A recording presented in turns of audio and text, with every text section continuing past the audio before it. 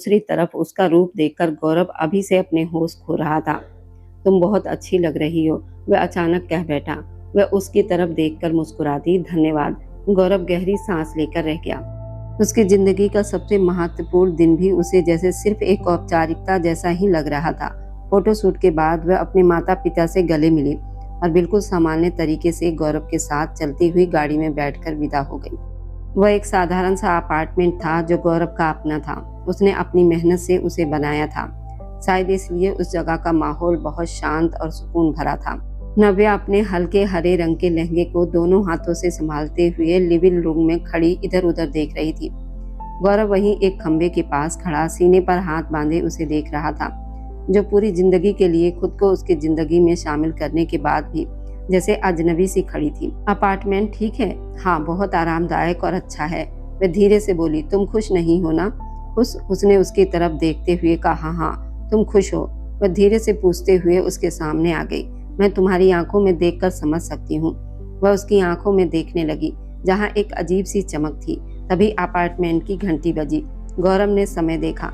रात के 11 बज रहे थे। उसने दरवाजे के पास लगे कैमरे को चालू किया। सामने चंदन खड़ा दिखाई दिया।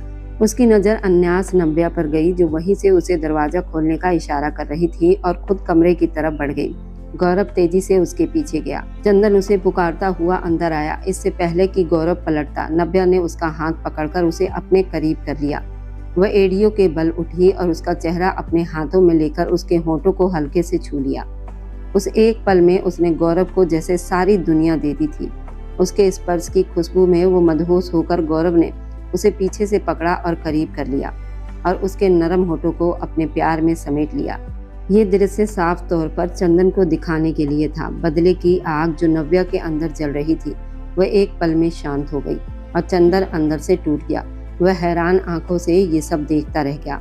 अब भी ये यही सोच रहा था कि नव्या उसके साथ कोई नाटक कर रही है, मगर यह दृश्य शादी की सच्चाई को साफ कर चुका था। मैं आज की रात के लिए बहुत उत्साहित हूँ। ये हमारी पहली रात है गौरव। मुझे वैसे ही प्यार करो जैसे तुम चाहो। उसकी कांपती आवाज ने गौरव के अंदर अजीब सी हलचल पैदा कर दी। वह उसे अपनी बाहों में उठाकर कमरे में ले गया और चंदन के कदम जैसे पत्थर के हो गए। वह कई पल तक वहीं खड़ा रहा। कमरे का दरवाजा बंद हुआ और उसे लगा जैसे उसकी दुनिया अंधेरी हो गई। उसने कुछ बहुत कीमती सा खो दिया। वहां अंदर गौरव की बाहों में कैद नव्या के पास अब हार मानने के अलावा कोई रास्ता नहीं था। उसे कोई हक नहीं था कि गौरव को इस तरह अपने करीब लाने के बाद उसकी भावनाओं को ठुकरा दे। उसका दिल एक तरफ से अपने दिल पर संतुष्ट था, वहीं दूसरी तरफ एक अजीब सी टीस भी उसे अंदर ही अंदर खा रही थी। गौरव के प्यार भरी फुसफुसाहटें धीरे धीरे उसके मन की कड़वी सोच को दूर कर रही थी। मुझे चुनने के लिए धन्यवाद। गौरव उसके कान के पास धीरे से कहता हुआ उसकी गर्दन पर हल्के से होंठ रखता तो उसके पूरे शरीर में सिहरन दौड़ जाती। वो पूरी तरह खुद को उसके हवाले करते हुए आंखें बंद कर गई। गौरव के लिए ये पल किसी जादू की कैद जैसा था। अस्तित्व की गर्माहट में गौरव पूरी तरह डूब चुका था। अगली सुबह जब गौरव की आंख खुली तो नव्या गहरी नींद में सो रही थी। वह कई पल चुपचाप उसे देखता रहा। उसकी आंखों में गहरी सोच उतर आई। साफ था कि रात को उसकी वह पल चंदन को दिखाने के लिए थी, मगर उसके बाद जिस तरह नव्या ने खुद को उसके हवाले कर दिया था, उसे याद करते ही उसके होठों पर हल्की मुस्कान फैल गई। उसकी आंखों में उतरता नशा और गहरा हो गया। वह उसे अपनी ओर खींचकर बाहों में भर चुका था। नव्या हल्की सी हरकत के साथ आंखें खोलकर उसे देखने लगी।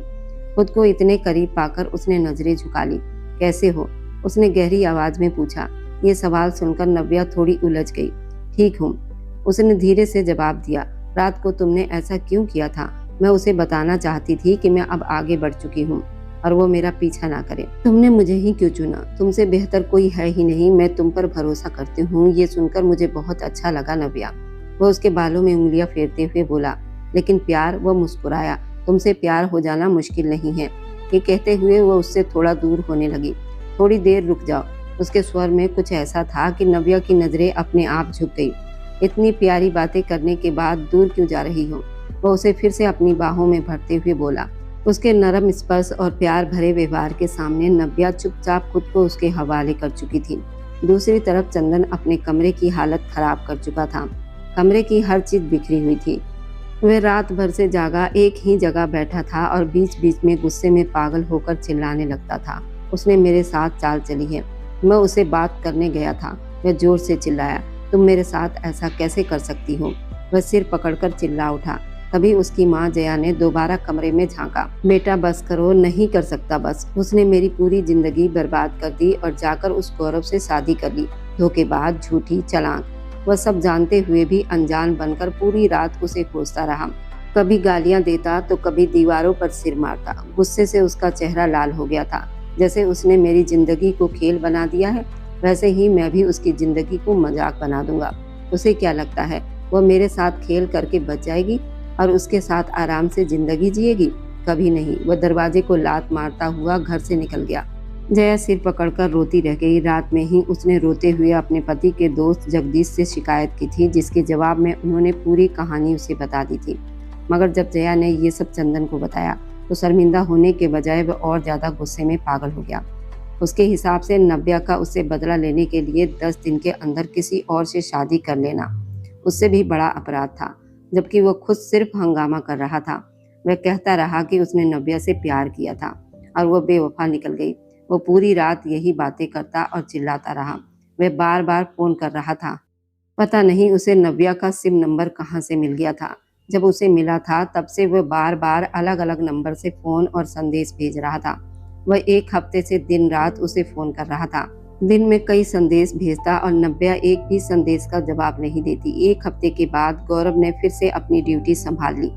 चंदन के धमकी भरे संदेश और घटिया बातें सुनते सुनते नव्या के मन में उसके लिए नफरत और बढ़ती जा रही थी। वह उसकी सोच से भी ज्यादा घमंडी और घटिया साबित हो रहा था और उसे हैरानी होती थी वह कैसे कभी उससे प्यार करती रही।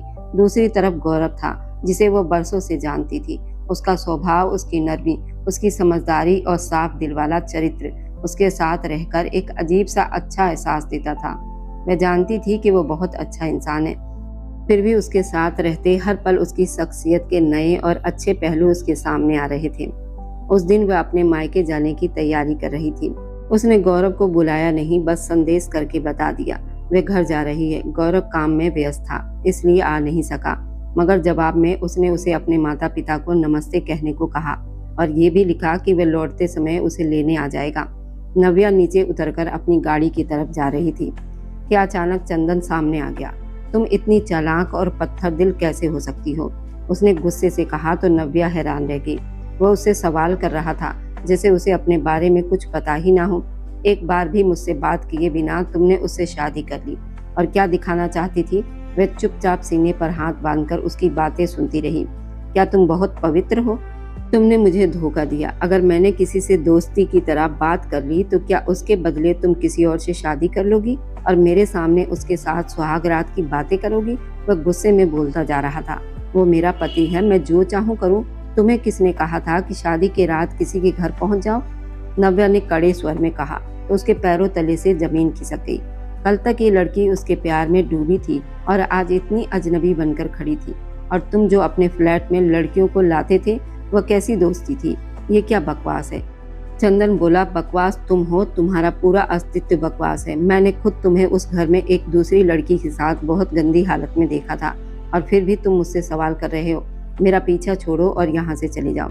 मैं आगे बढ़ चुकी हूँ। वह जाने लगी। चंदन ने उसका हाथ पकड़ना चाहा तो नव्या ने जोरदार थप्पड़ मार दिया। इन गंदे हाथों से मुझे मत छूना, घृणा से कहते हुए उसने कार का दरवाजा बंद कर दिया और इंजन स्टार्ट करने लगी। चंदन वहीं खड़ा रह गया। उसकी आंखों में बदले की आग जल रही थी। उसी समय गौरव ने उसको फोन किया और प्यार से बात करते हुए कहा, अगर किसी चीज की जरूरत हो तो मुझे फोन करना। नव्या मुस्कुराकर सिर हिला दी। उसका मन फिर कल की मुलाकात पर अटक गया। दिल किया कि वो गौरव को सब बता दे, मगर उसने ये ख्याल छोड़ दिया। गौरव ने कहा था कि समय पर खाना खाना। इसके लिए काया नाम की एक काम करने वाली महिला पूरे दिन के लिए रखी गई है, जो शाम तक रहती है। अगर काया देर करे तो मुझे फोन करना। वह पुलिस की वर्दी में था और हाथ में कैप पकड़े हुए था। नव्या उसे देखती रह गई। क्या पुलिस अफसर तुम्हारी तरह भी होते हैं? उसके सवाल पर वह उलझ गया। मेरी तरह? वह मुस्कुराया। हाँ, मैंने तो हमेशा मोटे, सख्त और डरावने पुलिस वाले ही देखे हैं। वह हंस पड़ी और गौरव जोर से हंसने लगा। इसे मैं अपनी तारीफ समझूंगा। वह शरारती अंदाज में झुककर उसके माथे को चूमकर बाहर चला गया। नव्या वहीं खड़ी मुस्कुराते हुए देखती रही जब तक वह नजरों से ओझल नहीं हो गया। वह गहरी सांस लेकर वापस अंदर आई। उसकी जिंदगी पूरी तरह बदल चुकी थी। वह इस बदलाव के लिए तैयार भी नहीं थी। फिर भी उसे इस बदलाव में कोई तकलीफ नहीं थी। उसके दिल में थोड़ा अफसोस जरूर था, मगर वह इतना भारी नहीं था। वह अपना मोबाइल लिए कमरे की तरफ जा रही थी कि अपार्टमेंट की घंटी बजी और उसी समय उसका फोन भी बजने लगा। उसने फोन उठाया। जी मॉम, मैं ठीक हूँ, आप कैसी हैं? वह धीरे धीरे दरवाजे की तरफ बढ़ रही थी। हाँ, वह चला गया। बहुत अच्छा इंसान है। वह मुस्कुराते हुए अपनी माँ शुभांगी से बात कर रही थी और दरवाजा खोल दिया। सामने नजर पड़ते ही उसके चेहरे का रंग बदल गया। तुम यहाँ क्या कर रहे हो चंदन? उसने गुस्से में कहा। अचानक उसकी नजर चंदन के हाथ में पकड़ी बोतल पर गई। अगले ही पल उसने हाथ मारकर बोतल गिरा दी और उसी समय चंदन अंदर घुसने की कोशिश करने लगा। बाहर निकलो, वह चिल्लाई। तुम मुझे डराने के लिए तेजाब लाए हो? उसका चेहरा सफेद पड़ गया था और वह गुस्से से उसे बाहर धकेलने लगी। तुमने मेरे साथ अच्छा नहीं किया। तुम मुझे एक मौका दे सकती थी। तुम्हारे दिल में कुछ और था और तुम मुझे बीच रास्ते छोड़कर शादी करके अलग हो गई। यहाँ से चले जाओ। वो उसे पीछे धकेल रही थी। दूसरी तरफ शुभांगी के पैरों तले से जमीन खिसक गई। उसने तुरंत पहला फोन अपने पति जगदीश को किया और दूसरा फोन गौरव को। वह नव्या से बात कर रही थी। तभी दरवाजे की घंटी बजी। मैंने सुना चंदन नव्या के पास तेजाब लेकर गया है, प्लीज जल्दी करो। वह घबराकर चिल्ला रही थी। दूसरी तरफ गौरव के पैरों तले से जमीन खिसक गई। उसने एक पल भी इंतजार नहीं किया और तुरंत बाहर की तरफ दौड़ पड़ा। आज तुम मेरे हाथों से नहीं बचोगे चंदन, वो मन ही मन कहते हुए तेजी से भागा। उधर शुभांगी भी कार की चाबी लेकर बाहर भागी। बचाओ, कोई मेरी मदद करो। नव्या खुद को छुड़ाने की कोशिश में बार बार चंदन के हाथों थप्पड़ खा रही थी। उसका चेहरा लाल हो गया था। गर्दन पर नाखूनों के निशान पड़ चुके थे। वह लगातार खुद को छुड़ाने की कोशिश कर रही थी और वह उसे पूरी तरह कपड़ों से बिल्कुल बेदखल कर चुका था। उसके शरीर को जगह जगह से नोचते हुए वह अपनी पैंट की बेल्ट खोलने लगा। वह बुरी तरह छटपटा रही थी। तभी पुलिस सायरन की आवाज ने उसे रोक दिया। वह उसे दोनों हाथों से पकड़कर जमीन पर पटकते हुए बाहर की तरफ भाग गया और नव्या जमीन पर ऐसे ही पड़ी थी जैसे कोई उजड़ा हुआ बाघ हो। उसकी आंखें खाली आसमान की तरफ टिकी हुई थी। उसके शरीर की सारी ताकत खत्म हो चुकी थी। सांसें साथ छोड़ रही थी और दिल की धड़कनें धीमी पड़ गई थी। उसका दिमाग अंधेरे में डूबता जा रहा था। दौड़ते हुए कदमों की आवाज उसे अपने पास आती महसूस हुई, मगर वह चाहकर भी आंखें नहीं खोल सकी। नव्या, नव्या, कोई उसे पुकार रहा था। उसे महसूस हुआ उसके नंगे शरीर पर किसी ने कुछ डाल दिया हो। किसी ने उसे अपनी बाहों में समेट लिया और फिर उसका दिमाग पूरी तरह अंधेरे में डूब गया। इसे गिरफ्तार कर लो। गौरव की ठंडी और कमजोर आवाज पर चंदन पहले ही चौकन्ना होकर पीछे हटने लगा। आपको नव्या मलिक के कत्ल के आरोप में गिरफ्तार किया जा रहा है। आप जो भी कहेंगे वह अदालत में सबूत के तौर पर आपके खिलाफ इस्तेमाल किया जाएगा। चंदन ने जब गौरव को पुलिस की वर्दी में देखा तो वह हैरान रह गया। उसे पता ही नहीं था कि वह एक अधिकारी के पद पर है, तो क्या वही एक पीछे रह गया था, कुछ भी हासिल नहीं कर पाया था। नव्या को भी अगर किसी ने पाया हो तो गौरव था और वह खाली हाथ रह गया। तभी पुलिस वाले आगे बढ़े और उसे हथकड़ियां पहना दी। वह हाथ छुड़ाकर वहीं से भागने लगा, मगर तुरंत पकड़ लिया गया। मैंने उसे नहीं मारा, वह अचानक चिल्लाया और तेजी से सिर हिलाने लगा। आपको गलतफहमी हुई है, मेरा बेटा ऐसा नहीं कर सकता। जया घबराकर बोली। तो क्या आपको नव्या के अंतिम संस्कार की खबर मिली? गौरव ने ठंडी आवाज में पूछा। जया ने सिर झुका लिया। वह खुद ही तो कल उसके अंतिम संस्कार में गई थी और शुभांगी ने चीखते हुए उन्हें वहां से भगा दिया था। चंदन को गिरफ्तार करके ले जाया गया। अगले ही दिन उसे अदालत में पेश किया गया। वकील के पास सबूतों का ढेर था। तस्वीर, पोस्टमार्टम रिपोर्ट, अपार्टमेंट के बाहर गिरा तेजाब, उसका डीएनए, सीसीटीवी फुटेज, हर चीज उसे कातिल साबित कर रही थी। मगर वो बार बार चिल्लाता रहा कि उसने कत्ल नहीं किया। वह तो बस गुस्से में वहां चला गया था। वह रो रो कर अदालत के सामने गिड़गिड़ा रहा था, मगर उसकी एक भी बात नहीं सुनी गई और उसे 3 दिन की पुलिस रिमांड पर भेज दिया गया। तुमने बहुत बड़ी गलती की है चंदन, मेरे शादी के बाद उस पर तुम्हारा कोई हक नहीं था। तुमने मेरी इज्जत पर हाथ डालकर बहुत गलत किया है। मैं तुम्हें ऐसी दर्दनाक सजा दूंगा कि तुम सारी जिंदगी जेल में सड़ते रहोगे। उस पल को कोसोगे जब तुमने मेरे घर की दहलीज पर कदम रखा था। गौरव गुस्से में बोला। मैंने उसे नहीं मारा, तुम मेरा यकीन करो, मैं गुस्से में था। मुझसे गलती हुई, मैंने कुछ नहीं किया, मैं वही जानता हूँ। वह हकलाते हुए बोल रहा था। तभी गौरव ने उसके मुंह पर जोरदार थप्पड़ मारा। उस रात वह बिल्कुल पवित्र थी, ये मेरी पत्नी के चरित्र पर इल्जाम लगाने की सजा है। ये कहते हुए उसने उसे जोर से लात मारी। वह लड़खड़ा गया। फिर कई थप्पड़ मारने के बाद गौरव ने उसे घूंसों और लातों से पीटना शुरू कर दिया। वह लगातार चीखता रहा, तुम तेजाब लेकर वहां गए थे ताकि उस पर तेजाब डाल सको। वह तो मैं सिर्फ डराने के लिए लेकर गया था, वह गिड़गिड़ाया। मगर गौरव ने उसे अपनी बात पूरी करने का मौका भी नहीं दिया और उसे बुरी तरह पीट डाला। 3 दिन और 3 रात वह पूछताछ वाले कमरे में गौरव के हाथों लगातार मार सहता रहा और फिर अदालत ने सारे सबूतों और गवाहों के बयान के बाद उसे जेल भेज दिया। 6 महीने के बाद हल्की धूप में वह खिड़की के पास खड़ी थी। पीछे गौरव उसके साथ खड़ा था और उसकी कमर में हाथ डाले हुए था। सिर उसके कंधे पर टिका हुआ था। मैं तुम्हें बहुत याद करूंगा, वह गहरी आवाज में बोला। मैं भी तुम्हें याद करूंगी गौरव, जल्दी वापस आ जाना। वह उसके हाथों पर हाथ रखकर बोली। अकेला महसूस मत करना, आंटी भी यहीं आ रही हैं। तुम्हारे होते हुए मैं कहीं भी अकेली महसूस नहीं कर सकती। गौरव, तुम मेरी ताकत हो, वो मुस्कुराकर बोली। मेरा साथ देने के लिए धन्यवाद, मुझे तुम्हारा ही साथ देना था। गौरव ने गहरी सांस ली और उसके होठों पर झुककर आंखें बंद कर ली। कुछ पल के बाद जब वह सीधा हुआ तो नव्या उसे प्यार से देख रही थी। मैंने ठीक किया ना गौरव? बिल्कुल ठीक किया। जो दर्द तुमने सहा वह सिर्फ तुम ही समझ सकती हो। जो तकलीफ सहता है, सजा देने का हक भी उसी को ही होता है, गौरव बोला। और तुमने बिना सबूत के कैसे मान लिया? मेरे मम्मी पापा भी नहीं मान रहे थे क्योंकि मुझे तुम्हारे साथ रहना था। कत्ल के मामले में भी हमारे देश में सजा मिलना आसान नहीं होता और वह तुम्हें इतना दर्द देने के बाद थोड़ी सी सजा पाकर आजाद घूमता, ये मुझे मंजूर नहीं था। इसलिए मैंने तुम्हारा साथ दिया। वह उसे अपने पास खींचते हुए बोला। कोई नहीं जानता उस दिन क्या हुआ था। सबको लगता है कि नव्या मर गई है।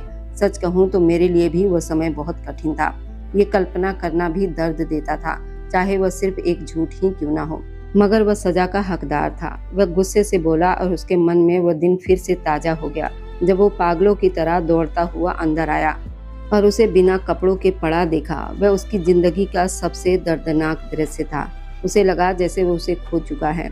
उसने अपनी जैकेट उस पर डालकर उसे बाहों में उठाया और उसके गाल थपथपाकर उसे पुकारा। उसके दोनों गाल लाल सूजे हुए थे, शरीर पर नाखूनों के निशान थे और सिर से खून बह रहा था। उसने कैसे अपने कपड़े उसे पहनाए और कैसे उसे अस्पताल लेकर गया, ये वही जानता था। शाम तक उसे होश आ गया था और वो बिल्कुल चुप थी।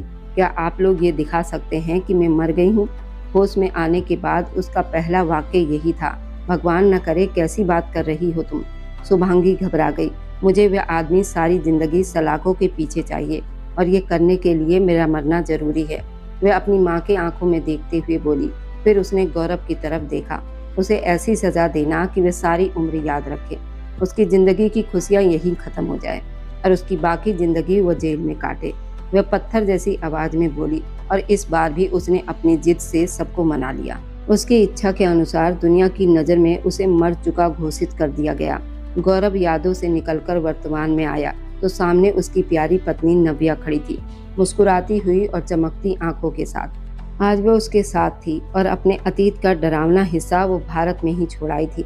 अब शांत जीवन के साथ आगे बढ़ना ही उसकी पहली इच्छा थी।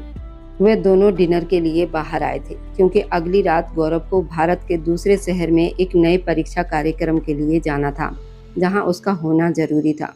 दूसरी तरफ नव्या हर दिन उसके प्यार में और गहराई से डूबती जा रही थी और इस समय उसके जाने से दिल से उदास थी, मगर मुस्कान छुपाए उसके साथ बैठी थी क्योंकि वे जानती थी उसका उदास होना गौरव को भी दुखी कर देगा। क्या तुम खुश हो गौरव? उसने पूछा। खुश क्यों नहीं होऊंगा? वह हैरान हुआ। तुम्हें नहीं लगता तुमने मुझसे शादी करके गलती कर दी? तुमसे शादी करके मैंने जिंदगी में सब कुछ पा लिया। अगर तुम दुनिया के दूसरे छोर पर भी होती तो मैं घूमकर तुम्हारे पास आ जाता। तुम मेरा सुकून हो नव्या, वह उसके हाथ पकड़कर बोला, और जल्दी ही मैं हमेशा के लिए तुम्हारे पास रहूंगा। जहाँ तुम हो वहाँ मैं। उसके शब्दों पर नव्या के चेहरे की मुस्कान और गहरी हो गई। सच्चा प्यार पाने के बाद कोई ये नहीं सोचता कि उसे नुकसान हुआ है या फायदा। जो सच्चा प्यार करते हैं वे तुम्हारी तरह ही सोच रखते हैं, गौरव ने कहा। नव्या हल्का सा हंसी। उस हंसी में कहीं गहराई दर्द भी था। जिंदगी से बस यही शिकायत है कि तुम बहुत देर में मिले, वह बोली। शायद बिल्कुल सही समय पर मिला हूँ। परीक्षा और मुश्किलों के बाद ही तो भगवान इंसान को इनाम देता है। मेरा इम्तिहान तुमसे दूर रहना था, तुम्हारा इम्तिहान एक गलत इंसान था। हम दोनों वो परीक्षा पार करके एक दूसरे को इनाम के रूप में पा चुके हैं। गौरव मुस्कुराया। तुम बहुत सुंदर बातें करते हो गौरव, नव्या बोली। तुम हमेशा यही कहती हो। वह हंस पड़ा। इतनी लंबी दोस्ती में भी मैं तुम्हें उतना नहीं जान सकी जितना इस थोड़े समय में जान लिया है। तुम मेरी जिंदगी का सबसे सुंदर तोहफा हो, जिसके लिए मैं भगवान का जितना धन्यवाद करूं कम है, नव्या ने उसे देखते हुए कहा। गौरव ने मुस्कुराकर झुककर उसके हाथ को चूम लिया और नव्या खुशी से उसे देखती रही। और मेरी वीडियो आप लोग जहाँ कहीं से भी देखते हैं, कमेंट में अपने शहर और राज्य का नाम जरूर बताएं।